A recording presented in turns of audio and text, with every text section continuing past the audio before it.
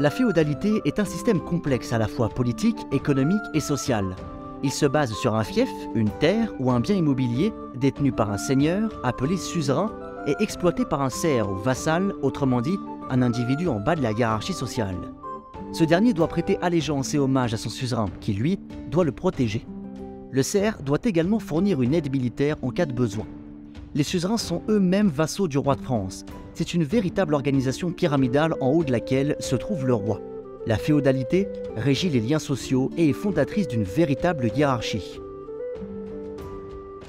C'est ce système qui caractérise la France du Moyen-Âge, grosso modo à partir du IXe siècle, sous les Carolingiens puis les Capétiens.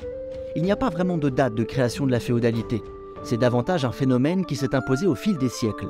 Mais nous pouvons tout de même en trouver les origines.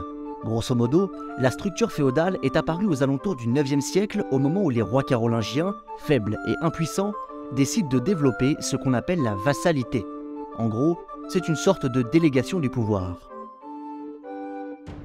À partir de cette période, la féodalité va se développer à vitesse grand V, donnant lieu à ce que certains historiens appellent une anarchie féodale. Du fait de cette relation fondamentalement inégalitaire, de nombreux grands seigneurs gagnent du pouvoir à mesure qu'ils gagnent des terres et des vassaux. C'est pour cela que certains rois de France ont voulu limiter la diffusion du phénomène féodal, comme Philippe le Bel. Le risque était de voir leur pouvoir remis en question par les grands seigneurs du royaume qui, souvent, ont une forte assise religieuse qui donne un peu plus de légitimité à leur pouvoir. Il est intéressant de remarquer que cette politique de remise en cause de la féodalité coïncide avec une période où, du fait de mariage et d'héritage, des rois et grands seigneurs anglais possèdent des terres en France. Par exemple, le roi d'Angleterre Henri II possède l'Aquitaine du fait de son mariage avec Aliénor d'Aquitaine et est donc vassal du roi de France. Mais alors, quelles sont les limites d'une société féodale?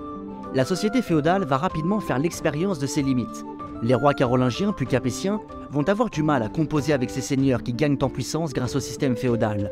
Cela va créer des tensions à la fois entre le roi et ses suzerains, mais aussi entre les suzerains eux-mêmes pour des affaires de terre et de pouvoir. De plus, des périodes de mauvais rendement agricole vont créer des tensions entre les serfs et leurs seigneurs, donnant parfois lieu à de violentes révoltes. Le système féodal a affaibli le royaume de France à de nombreuses reprises. Il finira par disparaître du fait de l'œuvre de certains rois qui renforcent le pouvoir royal et dépouilleront les grands seigneurs de leur pouvoir. La stratégie de Louis XI de rattachement de certains duchés à la couronne, comme la Bretagne, participe de cette volonté de mettre fin au système féodal.